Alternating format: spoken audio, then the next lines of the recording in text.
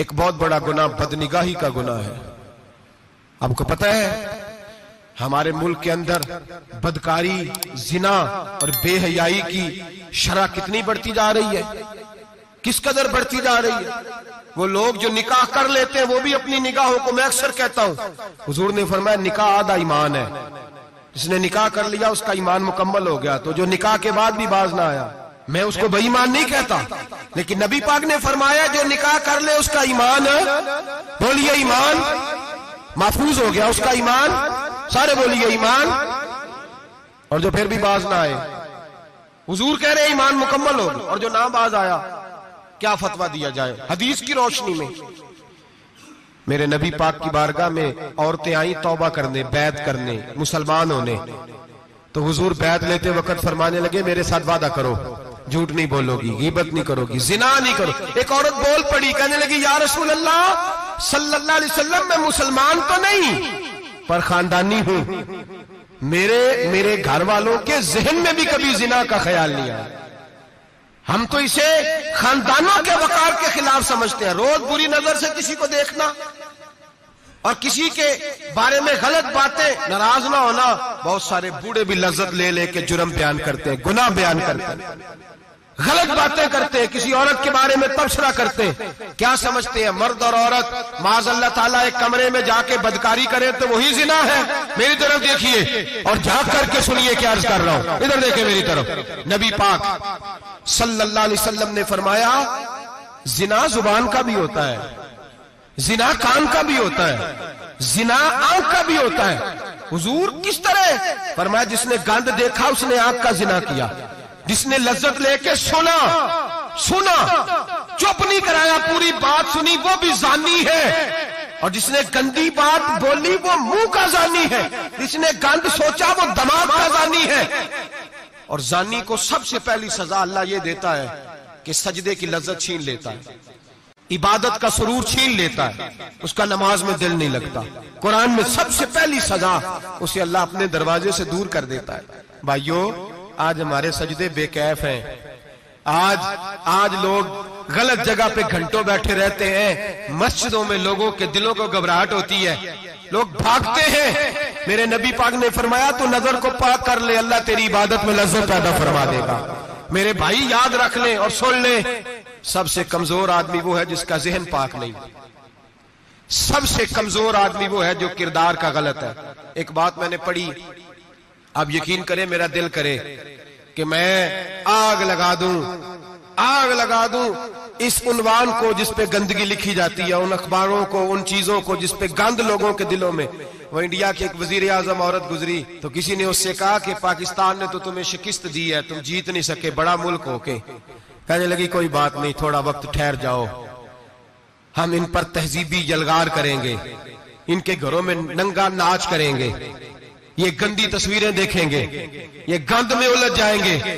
اور جو قوم گند میں الجھ جایا کرتی ہے وہ پھر کسی سے لڑنے کی طاقت نہیں رکھتی، اس کے اندر ڈٹ جانے کی ہمت نہیں ہوتی، اس کی غیرت کے جنازے نکل جاتے.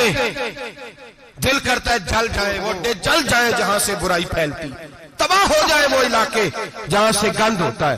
لوگ گند کی کمائی کھاتے ہیں، گند کی. ایکٹروں کے ساتھ کھڑے ہو کے فوٹویں کھچاتے ہیں اور گناہ پہ فخر کرتے ہیں. اور گندے لوگ کہتے ہیں اللہ کا فضل ہے ہم گند پھیلا رہے ہیں، ثم معاذ اللہ.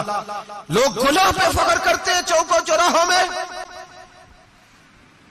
محمد بن قاسم آئے ہندوستان پہ راجہ دہر کے مقابلے میں، نوجوان میری طرف دیکھیں اور صحیح ہو کے بیٹھے، خاصے صحیح ہو کے بیٹھے. تقریر نہیں کر رہا، جذبات کا، میرے جذبات سنیں، دل کے پھپولے جل رہے ہیں حسینے کے داغ سے.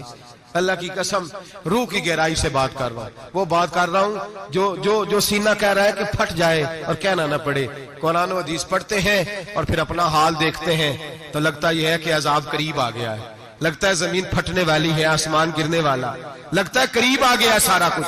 سمجھے کیا عرض کر، یہ بات اگر آپ سمجھ گئے تو قیمت وصول ہو گئی. اس کو سمجھ گئے تو سمجھ لیں آپ کے مزاج کے اندر اللہ نے تبدیلی پیدا کر دی. محمد بن قاسم 18 سال کا جوان، ایک عورت کی عزت پر راجہ دہر ہندو نے حملہ کیا، محمد بن قاسم بچانے آئے. جب ہندوستان آئے فوج تھوڑی تھی، علاقہ تھوڑا تھا. راجہ دہر کی فوج بہت زیادہ، اور پھر اپنا عرب چھوڑ کے یہاں آ کے ہندوستان میں اس کے علاقے میں اس پہ حملہ کرنا، حالات خراب تھے۔ محمد بن قاسم پریشان ہے۔ ایک بزرگ نے دیکھا، کہنے لگے پریشان کیوں ہو؟ کہنے لگا سوچتا ہوں علاقہ بھی اس کا، فوج بھی اس کی، میرے فوجیوں کو تو رستوں کا بھی نہیں پتا، کیسے جنگ کریں گے، کدھر سے آئیں گے، اور پھر ہمیں زبان بھی نہیں آتی، کیسے کام ہوگا، ڈر رہا ہوں۔ 2-4 دن گزرے تو محمد بن قاسم اشاش بشاش ہو گئے۔ وہ بزرگ کہنے لگے خیر ہے، بڑے مطمئن ہو گئے ہو؟ کہنے لگے بس راجہ دہر ہم سے مقابلہ نہیں کر سکتا، راجہ دہر ہمارے مقابلے میں کھڑا نہیں ہو سکتا، وہ گرا کے گرا، وہ لڑکھڑایا کے لڑکھڑایا، ریزہ ریزہ ہو جائے گا۔ کہا آپ کو کیسے خوشخبری مل گئی؟ کہنے لگے مجھے پتا چلا ہے کہ راجہ دہر ذہن کا گندا ہے، وہ تو چچا کی بیٹی کو نہیں چھوڑتا، ماموں کی بیٹی کو نہیں چھوڑتا، خالہ کی بیٹی کو گندی نظر سے دیکھتا ہے۔ جس کا ذہن گندا ہوتا ہے وہ کسی کا مقابلہ نہیں کر سکتا، ہمیں فتح ہوگی، فتح، وہ گرے گا۔ وہ بزرگ کہتے ہیں میں سمجھ گیا کہ واقعی سے فتح ہوگی۔ آج کشمیر کیوں آزاد نہیں ہو رہا، فلسطین میں آگ کیوں لگی ہوئی ہے؟ مسلمان جب تک ذہن کا گندا ہے کمزور ہے، جب تک ذہن کا ناپاک ہے کمزور ہے۔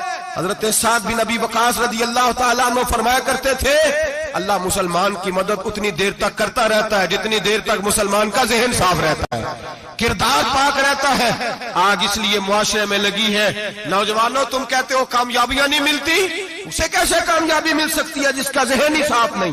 وہ کیسے دنیا کی بازی جیت سکتا ہے جس کی نگاہ ہی پاک نہیں؟ وہ کیسے آگے بڑھ سکتا ہے جس کے کردار میں پاکیزگی نہیں؟ اپنے آپ کو پاک کر لو، اللہ ہر مشکل میں تمہاری مدد فرمائے گا، ہر رستے میں تمہاری مدد فرمائے گا۔ اور میں نے کہا جب آدمی ناپاک ہوتا ہے تو رب کریم اس سے عبادت کی لذت چھین لیتا ہے، اور اللہ کی سب سے بڑی سزا یہ ہے کہ کسی کو سجدہ نہ لمبا کرنا دے۔ رب کریم سب سے زیادہ اس سے ناراض ہے جس کو قرآن پاک کی کھولنے کی توفیق نہ ہو۔ سب سے زیادہ رب کریم اس شخص سے ناراض ہے جو اللہ کی بارگاہ میں جھکنے کی لذت چھوڑ جائے۔ میرے نبی پاک سید عالم علیہ السلام کے صحابہ لمبی عبادتیں کرتے تھے، لمبی۔ کسی نے کہا تھا روم کے بادشاہ تھے کہ یہ مسلمان فاتح کیوں ہو جاتے ہیں؟ تو اس نے کہا میں نے مولا علی کے زمانے میں جاسوسی کرائی تھی، پتا کیا تھا کہ ہر میدان میں کامیاب کیوں ہوتے ہیں۔ تو کہتے ہیں میں نے دیکھا یہ دن کے مجاہد ہوتے ہیں پر رات کے عابد ہوتے ہیں۔